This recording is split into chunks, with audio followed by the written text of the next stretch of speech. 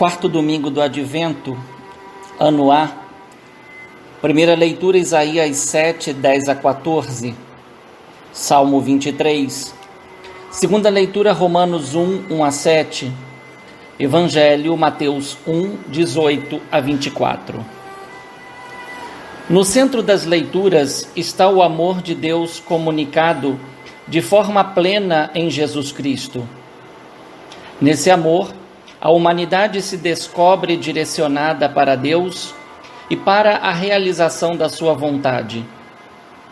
Não é Deus e sua palavra revelada quem devem se adequar aos gestos e necessidades humanos, e tampouco servem para justificar seus erros causados pela desobediência. Se Deus existe, então existe um plano divino que ultrapassa as capacidades humanas de compreensão, mas que pode ser acolhido com fé e obediência. Quem é Jesus Cristo? Esta pergunta precisa ser assumida como ponto de partida da reflexão. A primeira resposta é: filho de Maria. E quem é Maria? Uma mulher prometida em casamento a José. E o que aconteceu?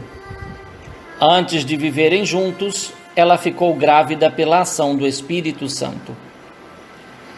Na época, a oficialização da união matrimonial é que legitimava o ato de viverem juntos. Isto é, a mulher deixava a tenda ou casa de seus pais ou responsáveis legais e era introduzida na tenda, casa de seu esposo, para a consumação do matrimônio e a respectiva prova da virgindade, salvo quando era uma segunda união da mulher por motivo de divórcio ou viuvez. Engravidar antes do casamento era uma violação do contrato entre as famílias, mas podia ser atenuada quando o homem reconhecia ser o responsável de tal violação. No caso de Maria, porém, há um agravante: ela ficou grávida pela ação do Espírito Santo. Por certo, os destinatários do Evangelho tinham conhecimento das Escrituras e, por estas, estavam a par dos relatos sobre a presença e a ação do Espírito de Deus na história do povo eleito, mas não havia algum caso de fecundação sem o concurso humano. Isto, então, acrescenta mais um dado na resposta para a pergunta: quem é Jesus? É fruto da ação do Espírito Santo em Maria e coaduna com uma certeza de fé dos autores bíblicos. Deus, por seu Espírito, é a fonte criadora e recriadora. A gravidez de Maria é um ato inédito de Deus na história, inclusive frente às mitologias greco-romanas, que há muito circulavam e que falavam de deuses e deusas que se uniam aos seres humanos e geravam neles filhos e filhas, denominados de semideuses. Este tipo de literatura circulava na época em que o relato de Mateus atingiu a sua forma final e canônica.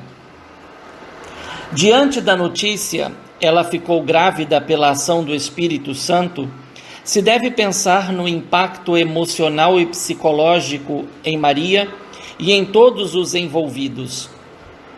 Esta notícia não foi dada por Mateus para ser recebida sem questionamentos, ainda mais no contexto da cultura judaica e da sua legislação implacável para os casos de adultério. Êxodo 20, 14 e Deuteronômio 5, 18 trazem o mandamento: não cometerás adultério. E Levítico 20, versículo 10, fala que o caso de adultério é pena de morte. Não se sabe que tipos de comentários possam ter circulado fora do âmbito cristão.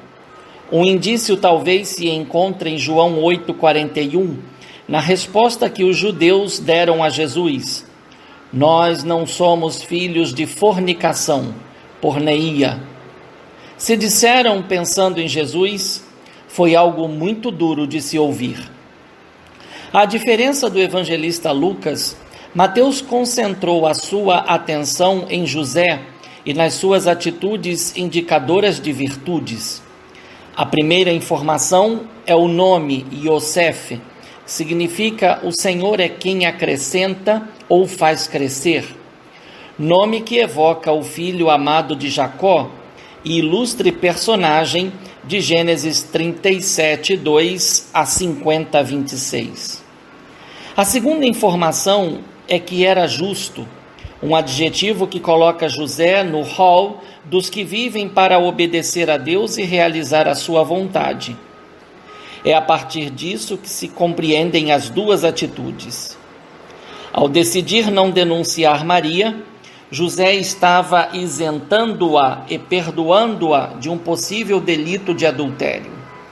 Ao resolver abandoná-la em segredo, não apenas estava assumindo um erro não cometido, mas colocava sobre os seus ombros todo o peso da responsabilidade, declarando assim aos olhos da comunidade que ele violou o acordo matrimonial e ela devia ser considerada inocente.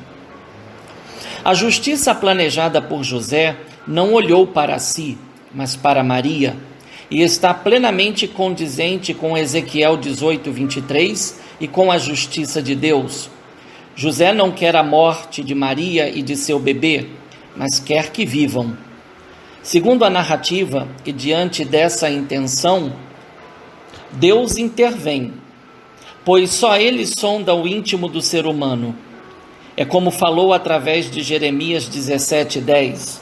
Eu, o Senhor, perscruto o coração e experimento os rins, para dar a cada um segundo a sua conduta, segundo o fruto das suas ações. Deus, ao fecundar Maria, colocou José à prova e nele encontrou justiça. A justiça praticada pelo ser humano em conformidade com a vontade de Deus abre um canal comunicativo pelo qual as dúvidas são dissipadas e as boas decisões são fortalecidas. Diante do segredo de José, Deus revelou o seu desígnio. Enquanto José pensava no seu plano, o anjo do Senhor lhe apareceu em sonho. José provavelmente não estava dormindo, pois o sonho nas Escrituras é um veículo de comunicação entre o divino e o humano. Mais uma vez, Mateus aproxima José, o José de Maria, ao José de Jacó no Egito, que por fidelidade a Deus e aos princípios de família não cometeu adultério, e por isso foi caluniado e preso. Gênesis 39, 1 a 20. E foi considerado alguém que era capaz de desvendar os sonhos. Foi assim que se tornou o primeiro-ministro de todo o Egito.